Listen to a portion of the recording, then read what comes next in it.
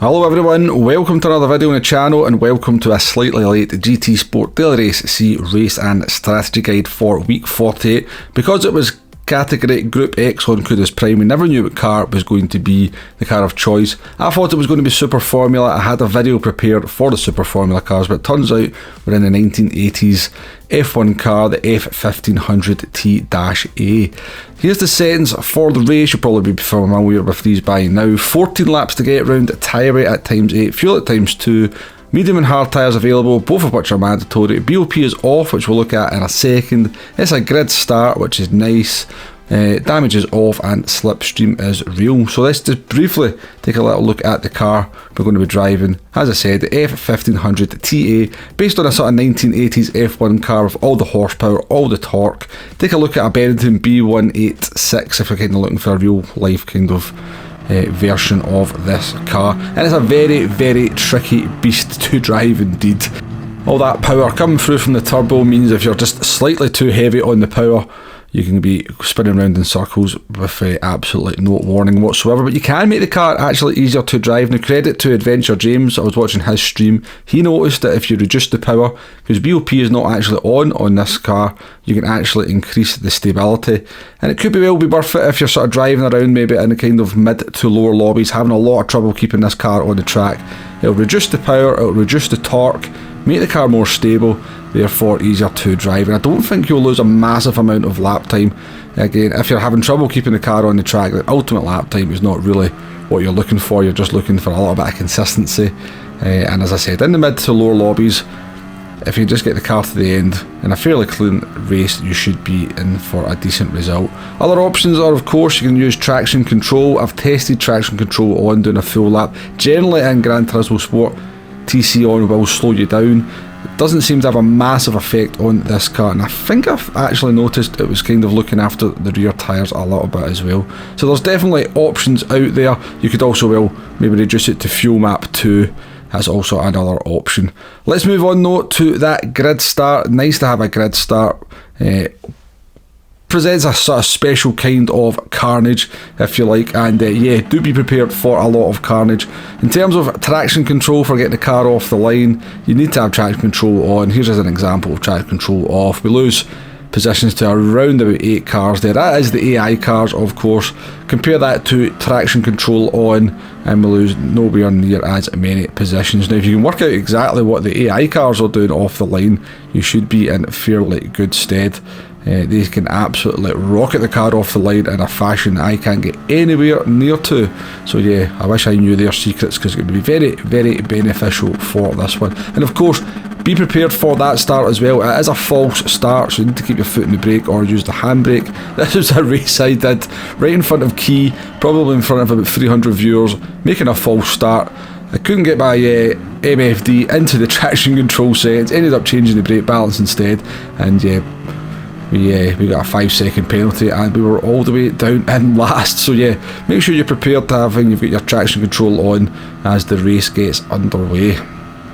Okay then, let's move on to the strategy element of the video, and first up we're going to take a look at how long these medium tyres are going to last if you start the race on them. Also bear in mind, if you start on the medium tyres, you will have a little bit of an advantage off the line. Now, because of the nature of this race and the fact that it's so bonkers over the opening lap, I wouldn't be starting on the medium tyres if you're leisure anywhere in the top 4 positions. And even then, if you're maybe in the second row and you just feel you're going to get swamped or have a bad start, or you're just not very good at the start, then you'd be better off starting on hard tyres. But if you do start on the medium tyres, and you're obviously at the front, you want to maximise that tyre advantage. How long are they going to last? Now you can see we've got all the way here to lap number 9. Now my kind of target lap time, I kind of had an idea of what sort of pace I could do on the hards on the second stint, was around about a 1:21 flat. You can see we've actually achieved that lap time on lap number 8, so that is definitely a sign we should be coming into the pits. Although as we come to the second sector here, we're only 6 tenths down on our fastest lap, a 1:20.0, so it does look like we could kind of maybe have done an extra lap here, but definitely it felt like it was time to come in. So around about 8 to 9 laps on the medium tyres looks around about the optimal kind of lap time. or it's kind of lap distance you want to be going on those medium tyres. I did notice people coming in a little bit earlier. Obviously, it depends on your tyre wear and how good you are on the tyres. I'm actually having a little bit of trouble with tyre wear in this race, which is kind of unusual for me because tyre wear is usually one of my strengths. But yeah, definitely feeling the rear tyres giving up. I'm obviously doing something a little bit too long, being a little bit wrong, being a little bit too heavy on that accelerator, it would seem. All that power going through the rear tyres causing me problems. Pit loss coming in at 24.3 seconds, and as you might have noticed there, fuel is very much an issue in this one. You're around about 2 laps short of fuel if you kind of don't do any kind of fuel saving. So let's now talk about fuel saving. Now, of course, there's a couple of ways, or typical ways, to fuel save in any racing game, and that is to either short shift, use the fuel map, or lift and coast. So in terms of lifting and coasting, that just means letting off the accelerator as you come into certain corners, usually the end of long straights, for example, turn number 1 and turn number 4. Short shifting means you just don't rev the car out as much. Kind of difficult to do in this car just purely because of the turbo lag that you get when you do it. The alternative to that is to then use the fuel maps, and what a lot of people are doing is they're using the fuel maps through the middle sector where there is no major high speed corners, so maybe putting into fuel mix 3 like we have here. I have heard of people putting into fuel map 6 all the way through this sector. I think I'm too slow if I do that, but definitely works to save the fuel necessary if you put it into the put the fuel map up through this middle sector, and then you can use all your power down the sort of faster straight sections. Now, I would say for a lot of people, again, if you're having trouble with this car, you don't want to be messing about with fuel maps, just take the fuel on at the pits, because as I said, these cars are tricky enough to keep on the track when you're not worried about anything like other cars around you and fuel. So yeah, if you're kind of don't want to bother with any of that, just fire the fuel in. It'll cost you about a second per lap, so you're only looking at about 2 to 3 seconds lost putting that fuel in. So yeah, that's the fuel covered. Let's move on to the alternative strategy, which is the hard medium strategy. Now, if you start on the hard tyre, you can pit as early as lap 3 or 4. Now, you can actually pit as early as lap number 1. I seen on Tisney's video that people were pitting on lap 1. That's definitely going to be a strategy open to everyone, just purely because of the tyre wear. 13 laps on the medium tyres for some people will become nigh on impossible.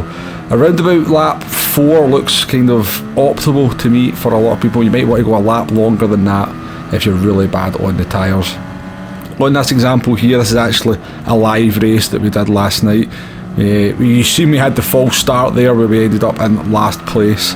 Pitted at the end of lap number 4, and by the time we got to the end of the race here, up into P8, up here behind the Italian, we're going to go for the overtaking move here, down into turn number 1. It's not going to go particularly well.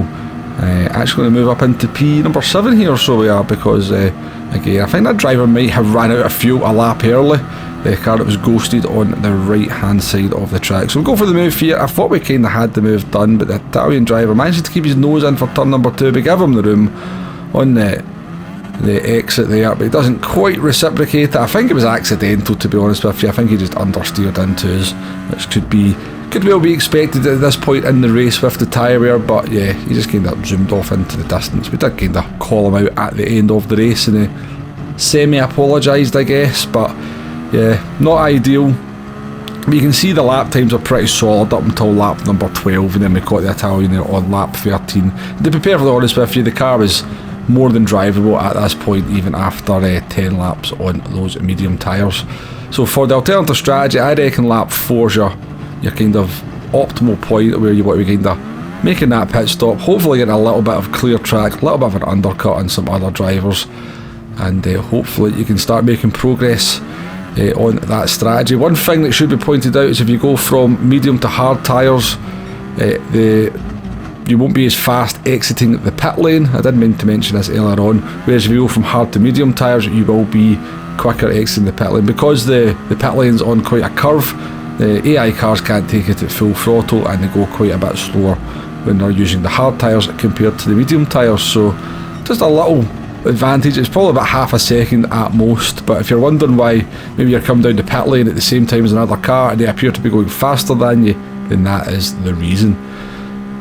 So that's the strategy covered. Hopefully there's been some useful stuff there. We'll just reiterate a few bits and pieces. Normally I would put all the information up on the screen here, but because of not getting the video out on time, and I'm kind of a bit short on time as I'm doing this commentary and putting the video together, unfortunately you're just going to have to look at the replay. When I say unfortunately, to be honest, the replays look absolutely glorious. Bad driving from me there, and a sort of terrible rejoin on my part as well. So to just quickly cover the strategy again, we've got the medium and the hard tyres both available, both of which are mandatory. If you start on the medium tyres, you're looking between 7 to 9 laps before you will be quicker on a fresh set of hard tyres.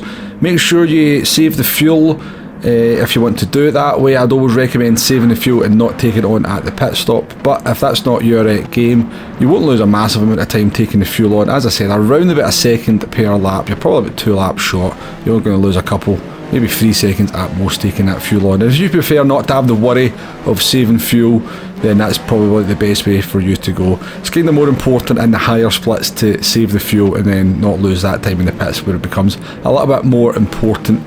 In terms of starting on the hard tyre, you won't get as good a start off the line, remember. Round about 4 to 5 laps. I would say 4 laps is the optimal. 10 laps on the mediums, you can get a lot more length or duration out of the medium tyres once a bit of the fuel is burned off. Again, either save the fuel if that's the way you want to do it, or just take the fuel on at the pit stop if you're more comfortable that way. But you will be struggling with the tyres towards the end on that strategy, but yeah, you should be fine, and it's probably worth it to get that undercut and get a little bit of track position. So let's finish off with a lap guide. 100 metre board into turn number 1 is what I use just before the 100 metre board. Up into third gear for the second part of the Senna S, just to keep that traction, keep that stability. It's not quite full throttle through turn number 3, feathering the throttle, trying to avoid the kerb on the inside because it can't spin the car. And the 100 metre board are just before the 100 metre board for turn number 4. Sometimes I use second gear, sometimes I use third gear. Third gear will provide a little bit more stability. That little left hand kink there can be dangerous as well, do be careful. Around about 75 metres as you throw into the fast uphill right hander. And again, going through this middle sector, if you want to maybe save a bit of fuel, put it into fuel map 2, 3 or 4. You'll find the car a little bit more compliant under the throttle, but it's just about keeping it nice and smooth. You're very easy to spin the tyres up and burn out those rear tyres as we come through this very tight and twisty middle sector. Very tricky downhill left-hander, not quite full throttle. Again, you're feathering the throttle and you're braking. It seems very, very early for the last turn. It's usually actually almost at the end of the kerb on the left hand side. A lot of people are saying keep it in third gear through there so you're not got the kind of gear change. I can't quite get that to work, so I do use second gear with an early upshift into third gear once I feel that the turbo has been activated. But that's a lap guide of Interlagos in the F1500 T-A. Very, very tricky combo, but very good fun. Be prepared for lots of carnage on lap number 1, probably lap number 2 as well if you're doing it.